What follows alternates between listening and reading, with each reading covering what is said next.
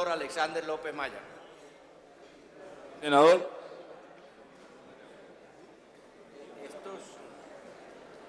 El resultado de los de la primera votación, sí, no me la dieron, pero fue 90.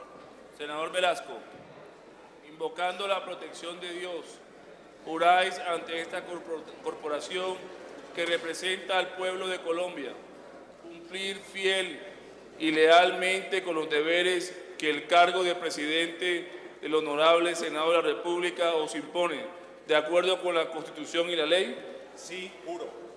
Si así fuere, que Dios, esta corporación y el pueblo os lo premien, y si no, que Él y ellos os lo demanden. Felicitaciones, senador.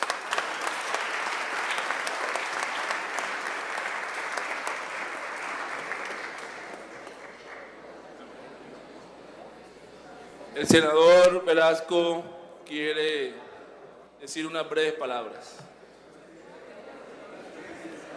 Breves. Señor expresidente de la República y senador Álvaro Uribe Vélez, señores expresidentes de la Asamblea Nacional Constituyente, Horacio Serpa, Antonio Navarro, señores expresidentes del Senado de la República, Hernán Andrade, Juan Manuel Corzo, Roy Barreras, José David Name, señores senadores, señores periodistas,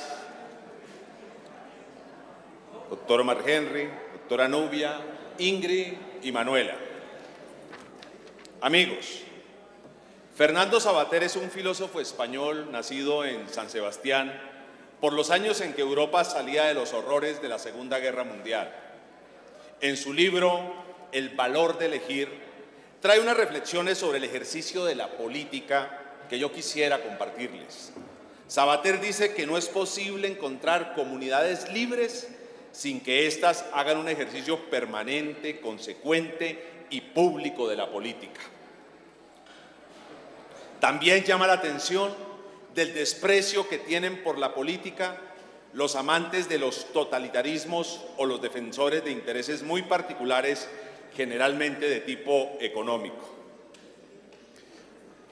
Abre comillas. Los totalitarios siempre dicen, nosotros no nos mezclamos con los políticos, no hacemos política. Cierra comillas.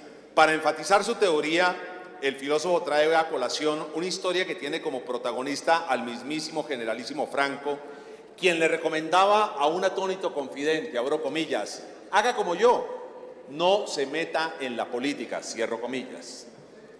En los últimos años, y en algunos momentos con razón, esta actividad a la que muchos le hemos dedicado la vida, se ha ganado el rechazo de un número creciente de ciudadanos que se marginan de la misma y terminan entregando la suerte del país no a las manos de ciudadanos que representan ciudadanos, sino de intereses económicos que ven en los ciudadanos a clientes y buscan del Estado decisiones que mejoren los PIGs de sus empresas, aunque estas mismas decisiones empeoren los climas de convivencia de la sociedad.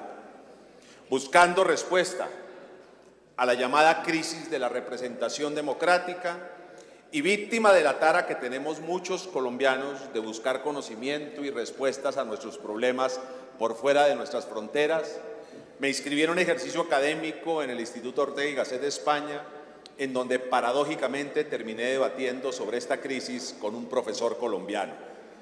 A él le escuché muchas cosas que bien había podido escuchar en alguna de sus cátedras en universidades aquí en Colombia, pero tal vez el frío de diciembre en Madrid me llevó a concentrarme más en sus argumentos.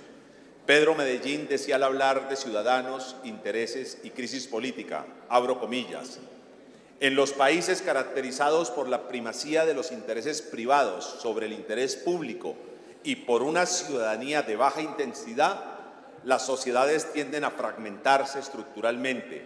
Cada quien no solo trata de sacar mejor provecho de las cosas sin preocuparse por lo que suceda con los demás, sino también de impedir que otros puedan sacar mejor beneficio de los recursos disponibles. No hay sentido de solidaridad ni transparencia, ni reglas de juego claras. Cada cual busca mantener su porción de mercado a cualquier costo y sin importar las consecuencias que pueda tener. A estas alturas de mi intervención, muchos se preguntarán, ¿hacia dónde quiero ir? Y yo, sin dar más vueltas, responderé: hoy quiero enfatizar en la importancia de hacer política, que es nuestra tarea. Señores senadores, insisto en ubicarme en una orilla distinta a quienes creen que este país necesita menos política. E invito a cada uno de ustedes a que, con una tarea responsable en materia legislativa y profunda en cuanto al control político, ayudemos a recuperar la confianza ciudadana en los mecanismos democráticos para resolver nuestros conflictos.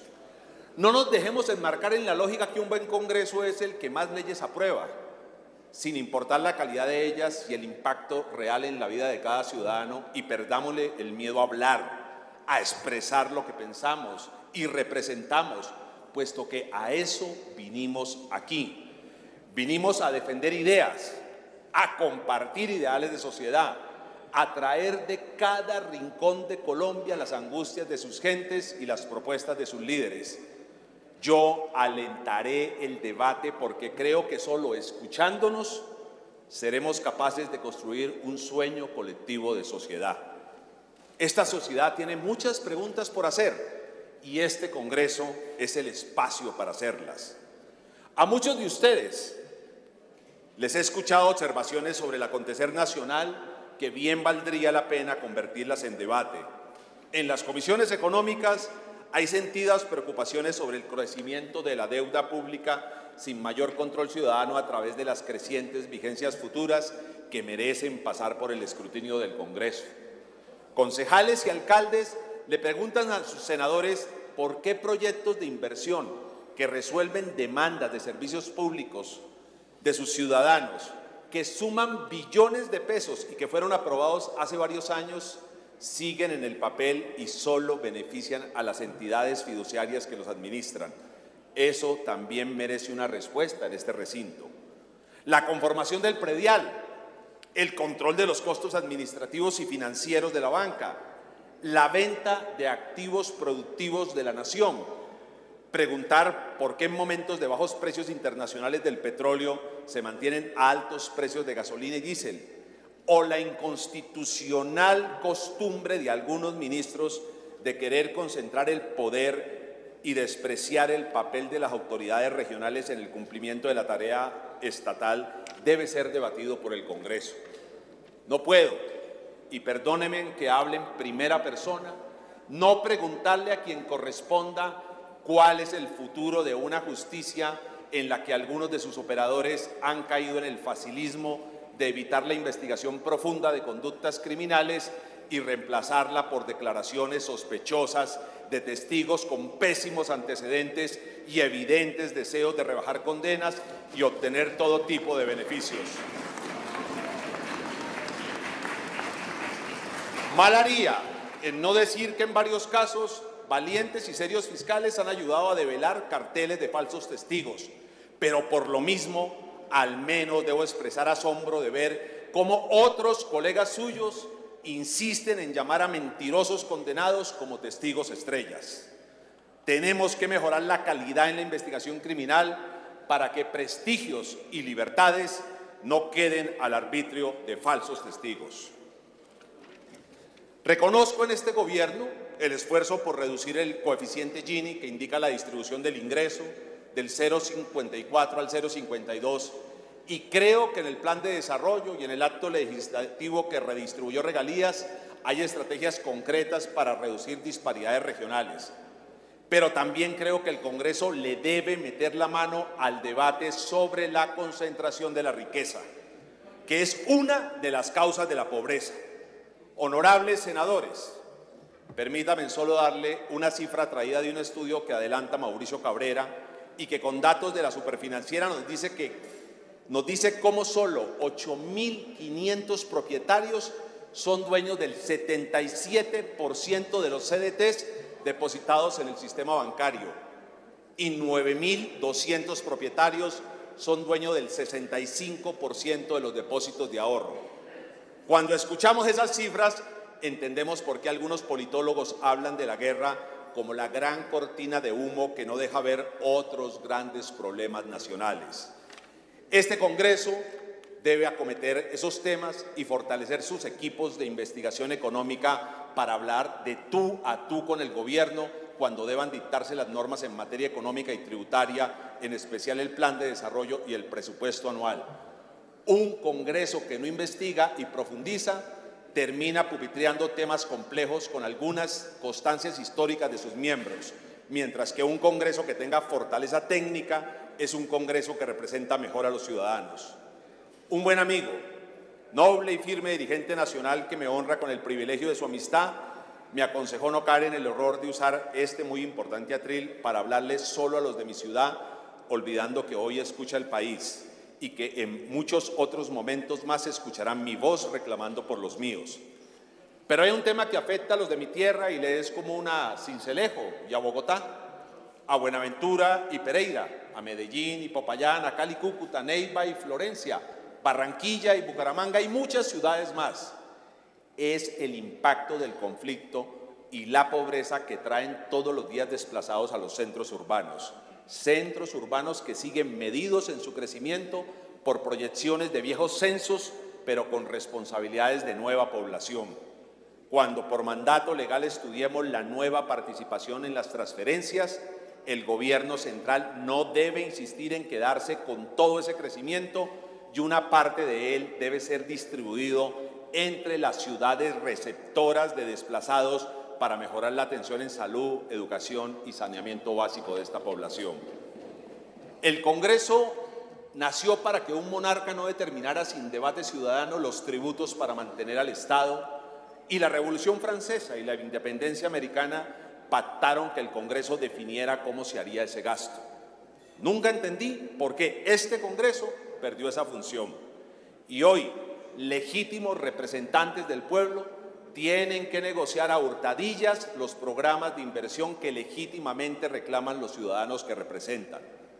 Propongo un pacto político para desarrollar lo que yo llamaría un acto de equilibrio de poderes entre el Ejecutivo y el Legislativo, para que de manera transparente el Congreso debata la inversión regional y principales proyectos nacionales. Que este debate se haga sobre la mesa y no se escondan en las partidas globales que se prestan para entregarles poderes antidemocráticos a burócratas que no deben responder a los ciudadanos, pues no son elegidos sino nombrados.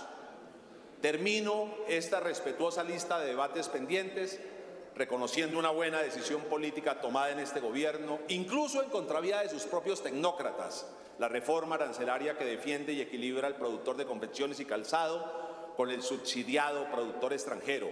Y digo esto porque estoy seguro que congresistas que legítimamente tienen inquietudes sobre la producción agraria en el país y la necesidad de impulsar la industria nacional vendrán a estos espacios a presentar las demandas de los sectores y aquí serán escuchados porque para eso existimos. Enseña la ciencia política que la palabra parlamento deriva del vocablo francés parlement, que expresa la acción de parlar, hablar, y por ello insistiré en la necesidad de crecer el diálogo político en este espacio. William Ospina, un tolimense universal, en su libro El año del verano que nunca llegó, con una poderosa narrativa trae una bellísima anécdota histórica que tiene como protagonista a uno de los intelectuales franceses más importantes para la historia universal. Cuenta Ospina que Voltaire, uno de los padres de la Ilustración, fue injuriado por un aristócrata en un sitio público y frente a la afrenta, Voltaire respondió con lengua acerada, algo que causó gracia a los presentes y vergüenza al noble, el cual no tuvo mejor argumento que hacerlo apalear por sus lacayos. Voltaire, creyendo en la justicia, acudió a la prefectura de policía y al no tener respuesta, escaló su queja ante las más altas autoridades del reino y en todos lados recibió el consejo de no tentar las furias de la aristocracia. Esa humillación terminó revelándole al joven escritor el entorno en que se movía y lo hizo entender ¿Qué poder existía en su palabra? Abro comillas, cito el libro. Un aristócrata lo había ofendido, pero él ya no se vengó del aristócrata.